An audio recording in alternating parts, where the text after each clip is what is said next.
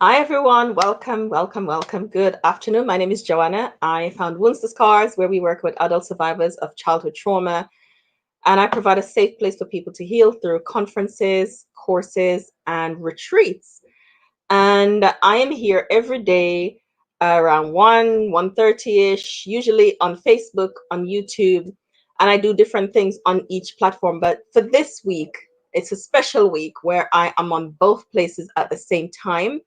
So, welcome if this is your first time catching me doing a live broadcast. As I said, my name is Joanna Daniel. And today, all this week, I'm talking about how to live more compassionately. And that is in lieu of my webinar, my special webinar that's coming up on the 6th of December. And I'll tell you some more about that later on. But I want to talk about how to live more compassionately. I realize that this is a thing that lots of people are struggling with. What's that? What's that? How do I do that? How do I do compassionate living? How do I look after myself? I know that's something sometimes as women we struggle with. We know how to look after everybody else when we're caregivers and living more compassionately. Thank you. Welcome. I can see that somebody's with me.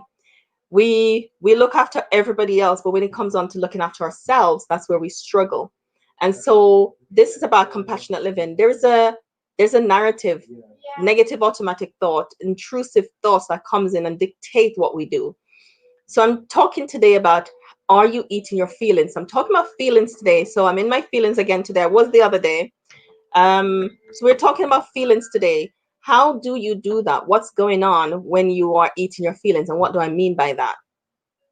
So when things happen to us, whether it's the trauma that we experience early in life or just the cumulative effect of life, we have coping mechanisms, ways of coping. Some ways that we have to cope are good. Some of them are healthy, some of them are not so healthy. Unfortunately, when we're looking for ways of coping, we tend to veer to the coping mechanisms that not that don't serve us in a long term in a healthy way. I have to say that because sometimes things like food that we use to cope serve us in the meantime. And so that's why I'm not there's no judgment here, and I don't want you, after watching this, to judge yourself either. There's no judgment here. Last week I made some truffles and some vegan ones, and I used flaxseed and peanut butter and some other spices that I use to make the truffles. They're really nice, and then I roll them in coconut. So lots of goodness, lots of good stuff. And sometimes I will crush pistachio and roll them in that. And they're very nice, very satisfying. And I put a caption in my status that I was eating my feel. I would mood food I put in. So that was really intentional because things like flaxseed is known, the omega-3 in it when you're feeling low. I know Dr. Nedley used it in his depression recovery book around foods that we can eat. Flaxseed is a really good one that helps with giving the body certain nutrients that will help our moods. So that was very intentional with doing that. Sometimes, however, when we are feeling low, when we're feeling down, when we're feeling sad, when there's low moods, persistent low moods, when there's anxiousness, when life is too much and when a lot is going on, we tend to go to foods that are satisfying in a different way. So it's not an intentional choice that we're making. We're going for foods like carbs and sugar, fatty stuff that sometimes perpetrate a cycle of guilt. So after eating those foods, we'll feel guilty. We'd say sometimes things about ourselves that are not healthy and wholesome. There'll be a lot of shame, lack of acceptance of self, and it traps you in a place of despair that tends to make the situation worse, because the more you feel bad about yourself, the more you feel shame, the more you feel guilt, is the more you want to eat, it's the more of that thing you want, and it just has you in a cycle of doing the same things over and over again. So what I want you to be aware of is the triggers. Why do I what's happening for me when I go for certain foods? So that's one thing. But before I move on to that, I want to also, as I said, there's no judgment zone here. There's no judgment here around the foods that we use to cope. what we aim to do here is to help you to deconstruct the story around why you go for the coping mechanism that you go for. There's a story there. We want to help you to deconstruct that story, to learn how to reframe the story and tell yourself the truth, because it's the trap for certain things that we do, and the coping mechanisms that we go for is in the story that we tell ourselves. That's where the hook is. It's in that story. And we tell ourselves a story that sends us down a certain path, and then we tell ourselves stories about ourselves because of the choices that we've made. And so as you see, it's a cycle that could go on and on and on, and leaves you in a place of despair and guilt and not enoughness, and it doesn't feel good. It's not a nice space. And when you're in that not nice space, sometimes when we're there, what we want to do is escape. And one of the ways we escape is foods. We use food to escape sometimes. And again, the cycle goes on and on. So here is something to consider, in terms of compassion, and offering you the compassion that you need. If you find that you use food to cope in an unhealthy way, and you'd like to learn how to deconstruct the story around the choices that you make, and find different ways of coping, that's going to be just as satisfying, and that's going to help you to manage big feelings. So, as I said, offer yourself compassion. What if you were gentle with yourself when you do that thing that you know that, oh, I wish I hadn't done that. I wish I hadn't gone for that bar of chocolate again. I didn't buy a big packet of crisp. I wish I bought a smaller packet of crisp. I wish I didn't buy a six that. I wish I hadn't made that decision to do that. I wish I hadn't gone down that aisle in the supermarket and do that. And I know what that feels like. There's a pull in those aisles to go get those foods. I wish I hadn't done that. What if, when you're in that spiral, because it's a spiral, when you start with the what if and the guilt, it spirals you into despair. And when you're in despair, what do you do? What's the thing that you do that when you're in despair? When you're in despair, you might go, what's your go-to? If food is your go-to when you're in despair, then start to offer yourself compassion at the top of that. Like, why did I do that?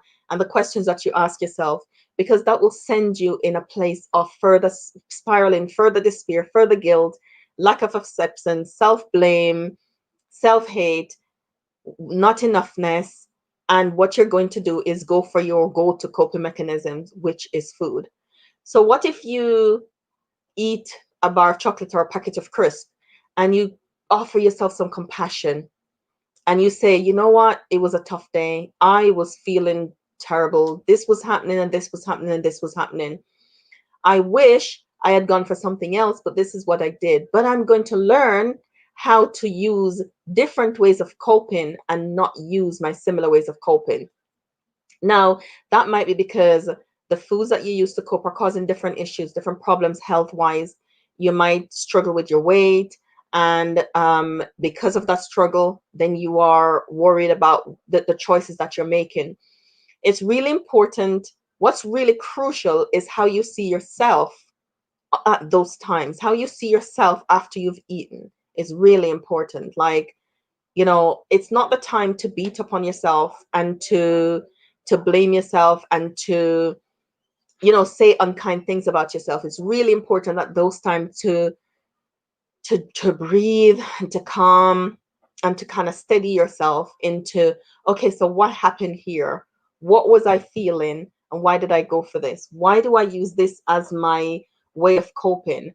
And is there some other things that I can do? What if you learn healthy treats, healthy stuff that you could replace those other things with, and then it's healthy? Like, I made a flaxseed truffle. I had a sweet tooth and stuff was going on, and I like desserts, and I like raw desserts, and those don't require cooking. So what if you tell yourself something else around why you go for what you go for?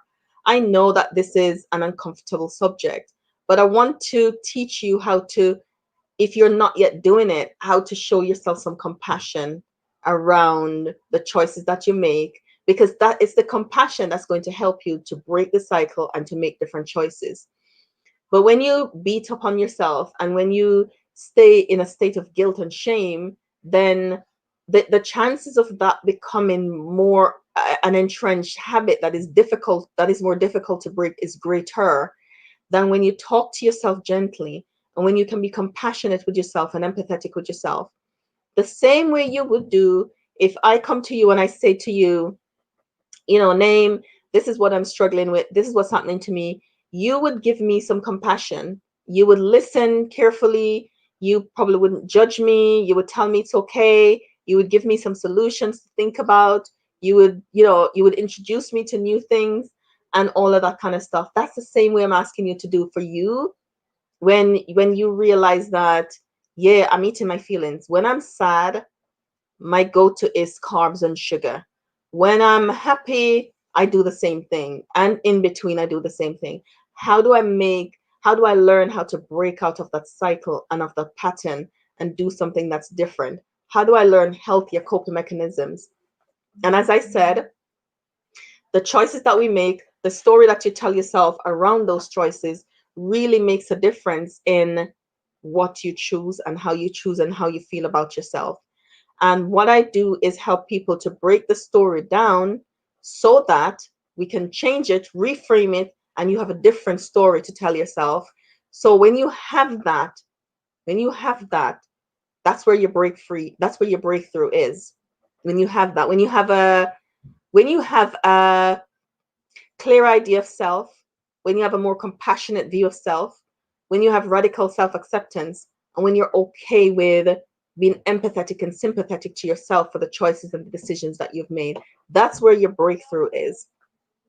So that's what I teach, and I'll be teaching more of that, and I'll be giving you worksheets and workbooks, things to take away. You'll have the replay too to watch over and over again, to go through with your workbook as we learn to change the narrative, break the story down, tell yourself something else, and reframe, and it's going to change the rest of your life. So that's what I'm doing in the webinar on the 6th of December. People are signing up, and I'm excited to start working with you. We're on our way. Planning is complete and all that good stuff. So I'm looking forward to seeing you on the webinar. Share this with somebody who you know is struggling in this particular area, not necessarily around people who are eating their feelings, but people who struggle with negative automatic thoughts. People, if you're not that person and you know somebody who struggles with negative automatic thoughts, and you want to help them to find a way to break through, then this is the place for them. This is the webinar for them. Just one and a half hour on the 6th of December from 8 to 9:30 British Standard Time. So if you can't attend live, that's okay. You'll have the replay, and the replay will be yours for the rest of your life. All right. So thank you so much for joining me. Thank you for turning up with me here every day. Thank you for liking. Thank you for saying replay to let me know that you've watched the replay. Really appreciate you. I'll see you tomorrow at the same time. Take care. Bye.